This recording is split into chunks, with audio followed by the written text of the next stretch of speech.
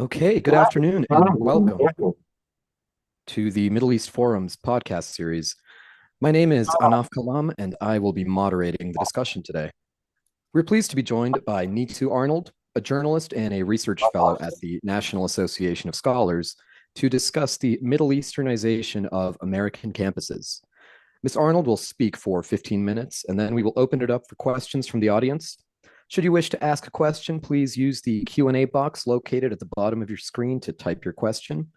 And with that, I will turn the discussion over to Ms. Neetu Arnold. It's really good to be here. I was really interested in looking into foreign student tuition, especially in light of Hamas's attacks in Israel on October 7th.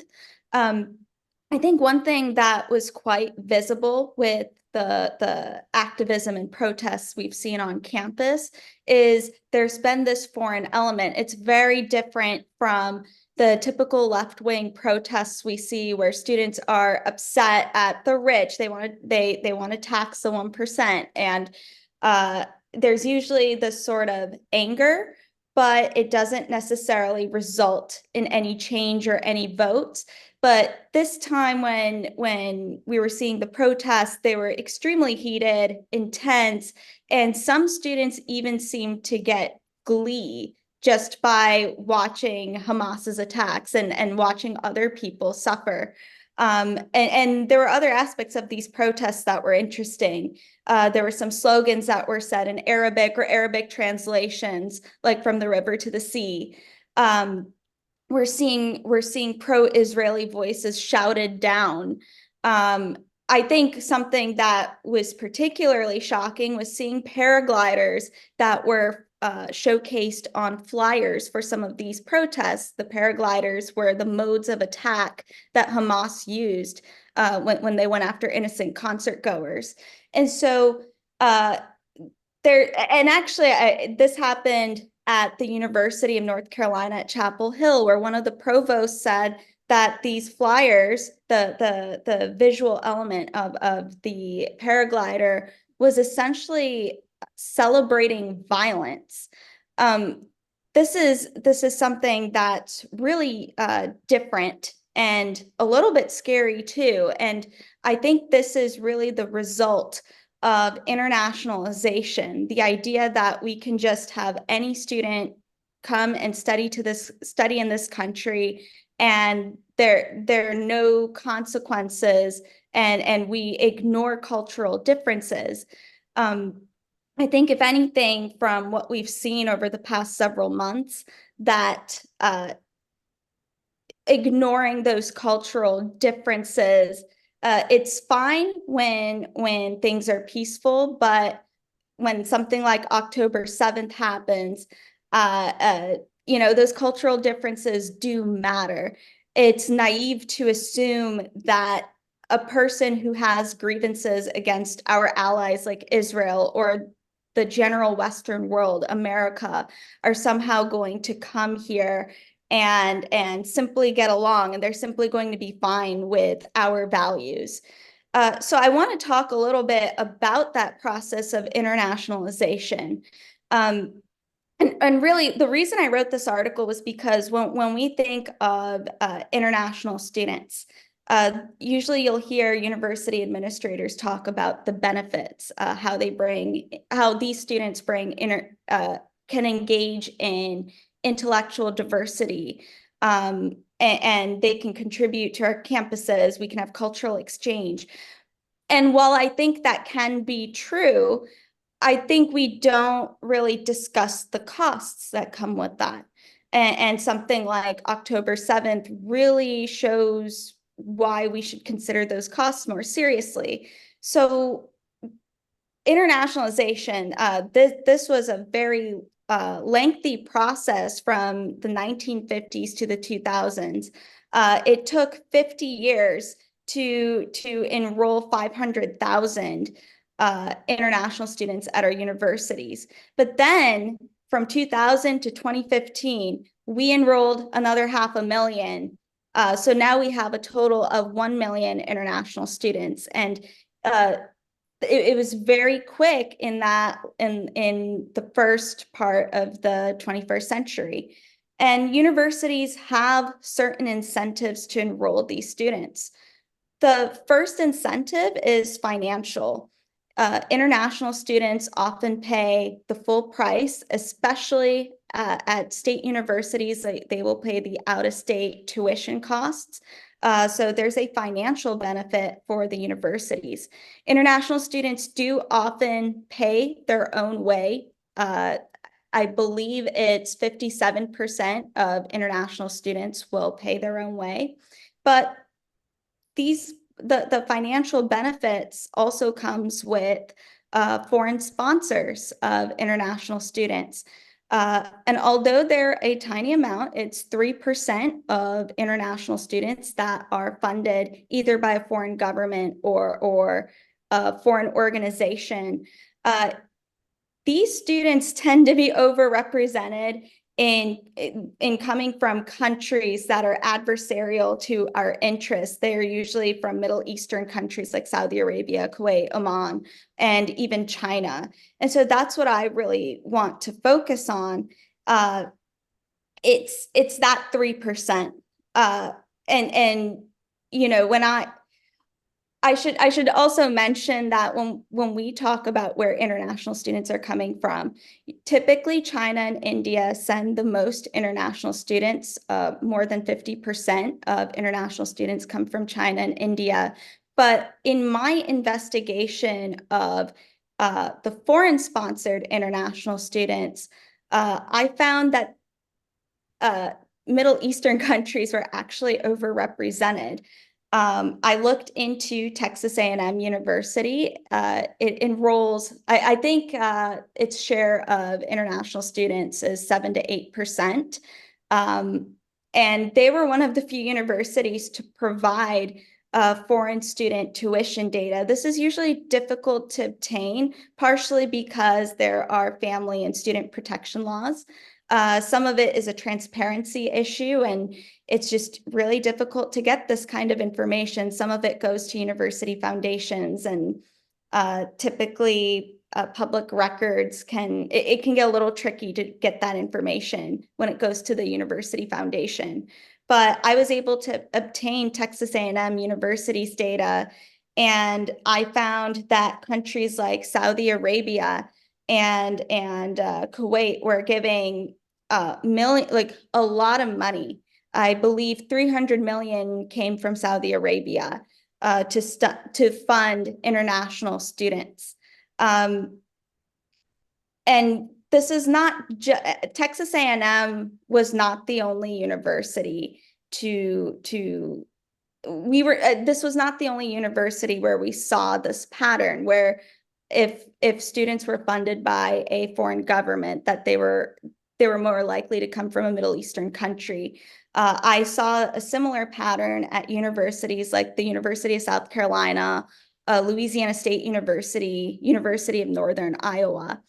And I think we need to talk about what the consequences of this are. You know, when students are funded by foreign countries, there are usually strings attached to those arrangements. We have evidence that Saudi Arabia has spied on its students.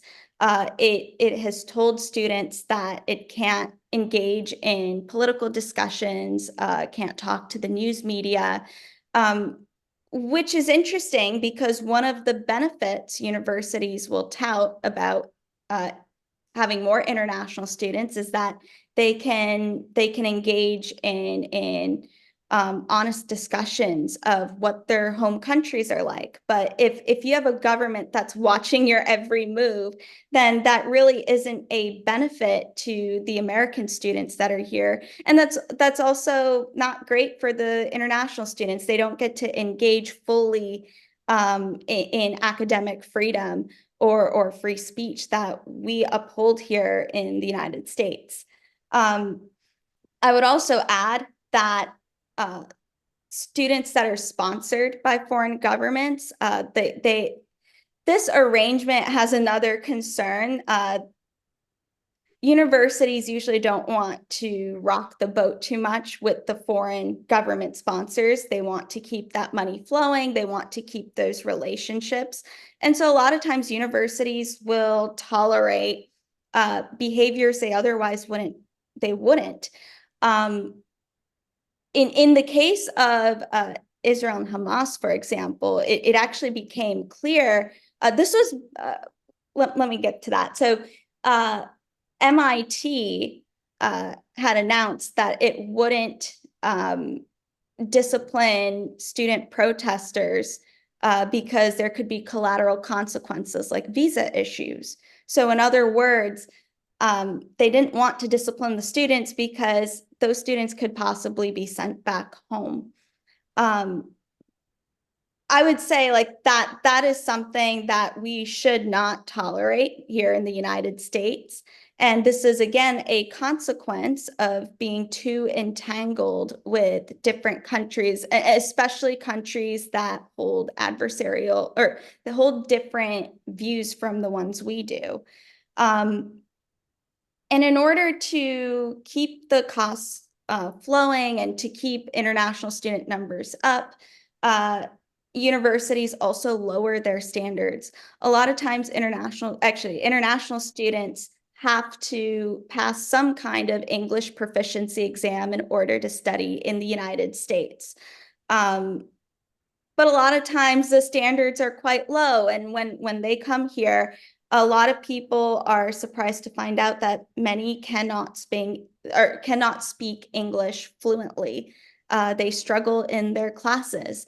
And even if professors see this problem, a lot of times they don't have support from their administrations. The universities want to keep the money flowing, so they're going to keep the students, they're going to keep the low standards. So I would say those are some of the costs that come with enrolling a large number of international students, especially from adversarial countries. So there are a couple of things that we need to do in order to address the costs, but also keep the benefits that international students can bring. I think the first thing is the federal government needs to place some caps on the visas. We need to recognize that there are cultural differences, and those values aren't always going to be aligned. That it's naive to think that if we bring students who do not like American foreign policy, that they're just going to get along. So it is time to reduce visas based on the countries. And when it comes to the visas that we do give, I think there should be conditions that are attached to them. Any country or organization that wants to send their students here to study in the United States, they should follow our laws. They should follow our customs. And that means these governments cannot be spying on their students. They can't be censoring them. If that's the kind of activity those countries want to engage in, then the United States doesn't have to give visas to those organizations. And finally, it's important that we maintain high academic standards. I think something that we could do to address I forgot to mention earlier with the English proficiency exams, there's one aspect where students are taking those exams and the standards are, the universities are accepting students at a much lower standard. But there's another issue where some students have actually found a way to cheat the system even before stepping foot on campus. There are third-party organizations that will take these tests on behalf of the students.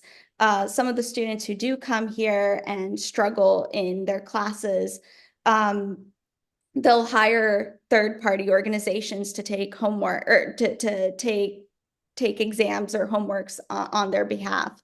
So we need to address this issue by, I think one way we could do that is administering those English proficiency exams once they're on campus. So they have to take it in their home country, but for admissions, and then after a semester of studying here, those students take those exams on campus. And if they pass, great. If there's a significant difference in scores or they're not passing, then further action can be taken. But we really need to take these costs seriously so that we can enjoy the benefits that international students bring, and we can place American interests first. Thank you. Well, thank you very much, Neetu. We have a few questions coming in, but first, I want to touch on something you said earlier about Texas A&M University in particular. Now, a few months ago, thanks to the reporting by one of our Middle East Forum writing fellows, Benjamin Weinthal, Texas A&M University used to be one of 6 campuses in the United States with all expenses paid, ties to Qatar's Education City or through the Qatar Foundation. And with Mr. Weinthal's reporting, they actually were able to completely shut down their relationship with Qatar. But it wasn't an easy victory. After the reporting came out, Texas A&M University's president, Mark Welsh, basically decried all of it as insanity and as irresponsible and ridiculous. Now, with the rest of the Middle Eastern relationships with Texas A&M University, do you think there's a similar chance that some of these things can be brought to the attention and shut down? So I think in the case of Texas A&M's Qatar branch campus, so I am glad that that branch campus is getting shut down. That we really shouldn't be empowering other countries that we consider our adversaries. That doesn't seem very smart. I think are we going to see similar changes with other Middle Eastern countries? I think that's a little trickier to determine. I think in the case of Qatar, there was a lot of public pressure. You have to be able to maintain that public pressure for other Middle Eastern countries. But we also need good evidence that these relationships can be harmful. I think in the case of Texas A&M Qatar, just the fact that we're working with an adversarial country should be enough to force administrators to see the problems of engaging with that kind of relationship. Something about the Middle Eastern countries that Texas A&M works with is a lot of it is based on research, especially on oil and gas. So it's finding a way to convince the universities that they don't need the funding from those countries. It's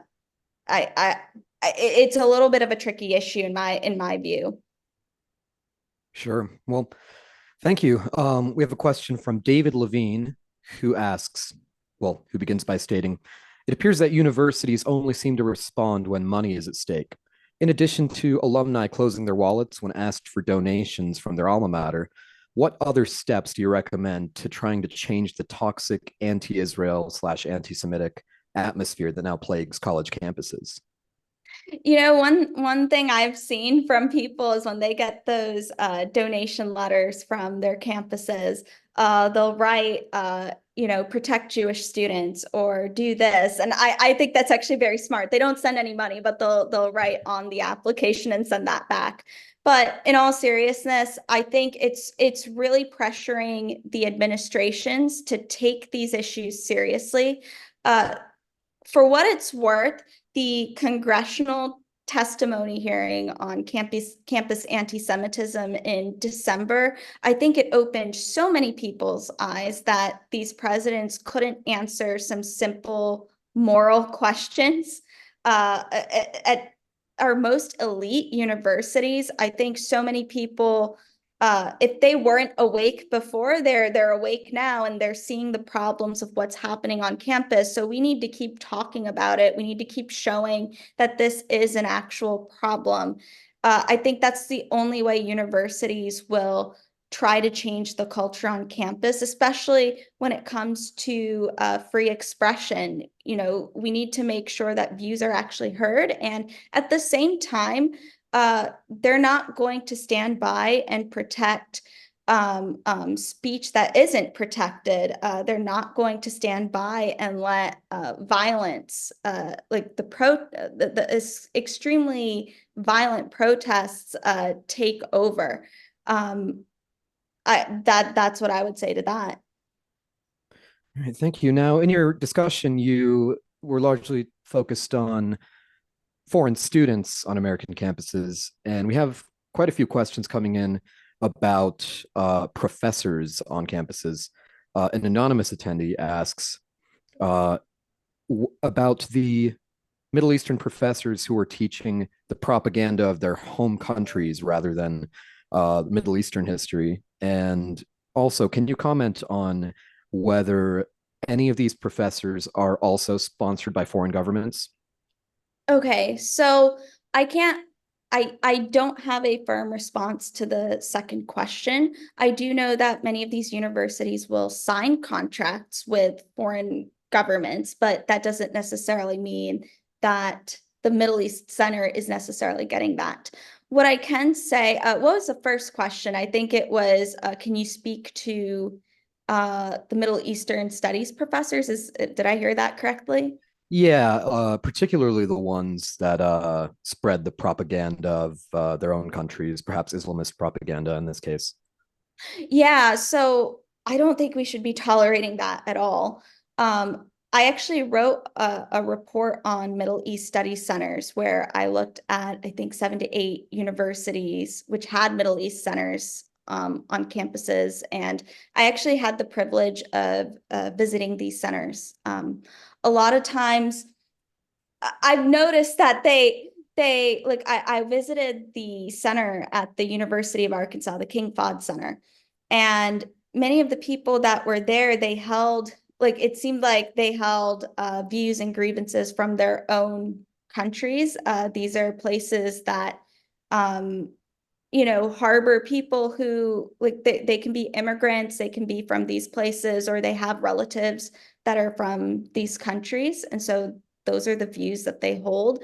And unfortunately, in the field of Middle East studies, it's become more popular to value like quote lived experience over objectivity, and the idea that if you're from that region, you are qualified to research that region. But if you're not from there, if you're from the West, if you're American, there's no way you could objectively study that region because you're probably affected by colonialism in some way. That's unfortunate that that's the mindset that exists at these centers. And so I think that's why they tend to attract people from these countries.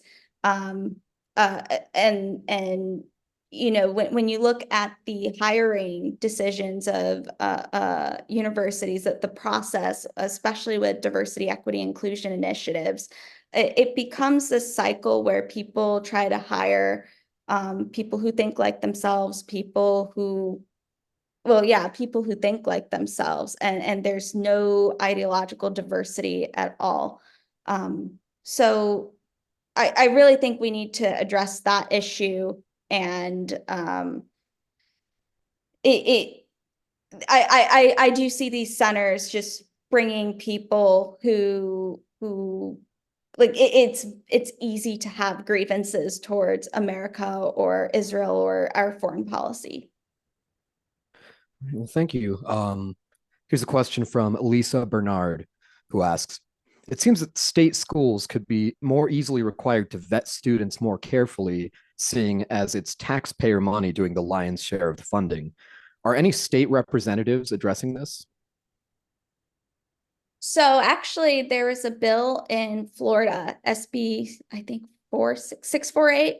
I hope I remember that right. It's a Florida bill that tried to curb foreign influence, and one of the provisions was that it banned Florida universities from working with people who are in countries of concern, which included Iran, China.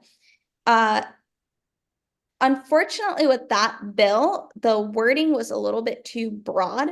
So it's actually, there's a lawsuit against it right now. And the lawsuit claims that it's engaging in national origin discrimination. So I think a lesson to learn from here is that, yes, states can get involved with this issue. They should get involved. There are many positive aspects of this Florida bill, especially when it comes to banning like really focusing on banning contracts with certain countries. I think focusing on contracts are very different than people. When we focus on contracts, we avoid the legal hurdles that can arise. So I think that's the way states can get involved. All right, well, thank you. So, something else you mentioned earlier in your discussion was just how difficult it sometimes is to uncover some of these ties and some of the money that is exchanged between these Middle Eastern countries and universities. Now, in my own experience at my alma mater at the University of Colorado, our school had profound ties with the Qatari government. Sheikh Al Thani's son attended my university and graduated. We've had delegations go from the university to Qatar and back and forth, meeting with the royal family. And when I tried to uncover some of these, I submitted some FOIA requests and open records requests to the university, and absolutely nothing came back. Now, how would you go about this? How did you go about uncovering some of these hidden funds, hidden relationships, hidden documents? Let me tell you about Colorado public records law. I've had so much trouble cracking it. It is not it's not a great state for public records, unfortunately. There are a few states like that. Um, that Yeah, I'm sorry. I had to comment on that because I've had so much trouble obtaining information from Colorado that I've actually had to just ignore it. Um, I've really focused on other states like Texas, Florida, North Carolina. These have been more friendly states when it comes to public records requests. But I would say my general advice is to know exactly what records you want. The thing about public records offices is that uh, they are not responsible for creating new records. They only have to retrieve records that exist. So my recommendation is to do the research beforehand. Use Google, use social media, try to get as much information as you can before you send that records request.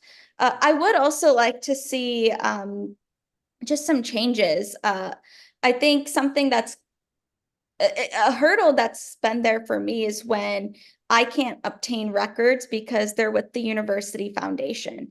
Uh, the universities will claim that the foundation is a separate entity from the university, even though the foundation is storing information that is for the university's purpose. So I always thought that was weird, and not every state uh, has restrictions on foundations when it comes to public records requests. So the fact that there's some states out there that allow people to look at the contracts, to look at the money that go to the foundations, that to me, that tells me that other states can do it. It's more of making sure that there are laws in place that would allow that information to be revealed. All right. Well, that's very interesting, and thank you for the advice. Now, unfortunately, we have come to the end of our podcast. We've got about a dozen good questions I wish we could get to. Thank you, Neetu, once again for taking the time to join us this afternoon. Yep, thank you. And for our viewers and listeners, is there anywhere that they can go to follow more of your work? Yes, so I highly recommend reading my tablet piece on this subject. It's called The Takeover. Let me get the name here. Uh, it is The Takeover, a massive increase in foreign money in students on American campuses is driving radicalization and subsidizing institutional failure. And you can follow me on social media at X at NEETU_Arnold. All right, thank you. And for everyone on this call who's watching live, I've dropped the link to that article in the chat. Feel free to read it, share it about. And once again, for our viewers and listeners, please join us Wednesday for our Israel Insider podcast this week with Alex Selsky. And we would also like to remind you all of the Middle East Forum's upcoming policy conference celebrating our 30-year anniversary. It'll be taking place from May 13th through May 15th in Washington, D.C., and it'll feature policy panels covering Israel victory, confronting threats from Turkey and Iran, and reforming Middle East studies on campus, along with many, many other topics. You could sign up on our website under the Activities tab or send an email to events@meforum.org.